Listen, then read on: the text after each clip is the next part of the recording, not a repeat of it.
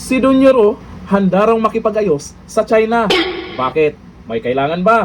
Nakala ko ba malakas kayo sa Amerika? Eh di doon humingi ng tulong sa mga anti-Duterte dyan or ayaw sa mga Duterte kasi pro-China, lalo na yung mga loyalista nga. O di ba? Hirap ipagtanggol si Dunyor. Paano yan? Makipag-ayos na daw sa China. Eh magiging pro-China na rin kayo. Di ba? O ayon dito sa balita ngayon. Umani ng atensyon ang pahayag ni Pangulong Marcos Jr. matapos niyang aminin na kasalukuyan nang nagaganap ang tinatawag na reset sa ugnayan ng Pilipinas at China. Very good yan ha, very good. Kasabay ng lumalalang krisis sa Middle East na nakaapekto ng global oil supply, ayon naman pala may dahilan. Ayon pa sa Pangulo, hindi na umano simpleng opsyon ang pagbabago ng relasyon kundi isang realidad na kailangang harapin. Naalala ko lang ha, nung kailangan niyang manalo, kanino sila lumapit? Kanino sila nakipagkaibigan? Nung nakuha na ang gusto, anyari na. Ginawa nila sa mga Duterte yan. O ngayon, eto naman sa China. Kasi may kailangan siya, eto, nakipag-ayos na. Pero hindi tayo kontra dito ha. Maganda nga yan. Kasi itong China talaga, hindi dapat nating awayin yan. Malaki ang naitulong sa bansa natin yan. Lalo na ngayon, kailangan natin ng tulong.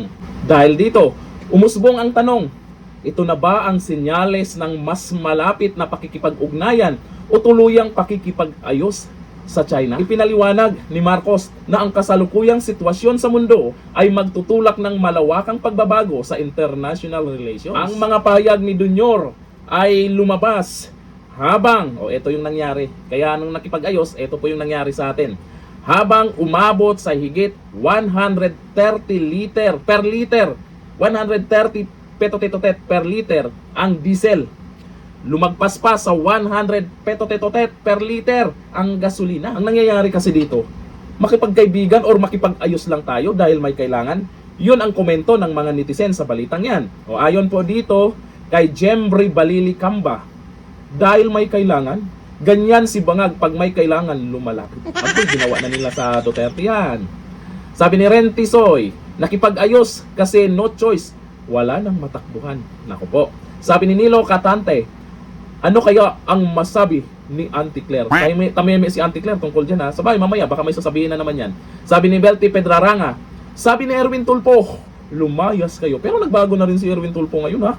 Naging mabait bigla ha. Sabi ni Ambida Amilo, akala ko ba malakas kayo sa US? Ba't di kayo doon humingi ng tulong?